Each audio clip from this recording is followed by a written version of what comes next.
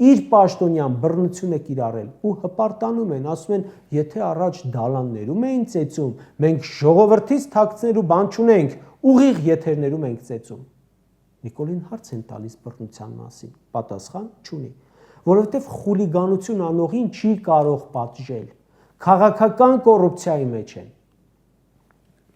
Հենց Արամ Զավենիչի ականջները ձգեց, Երևանի քաղաքապետարանում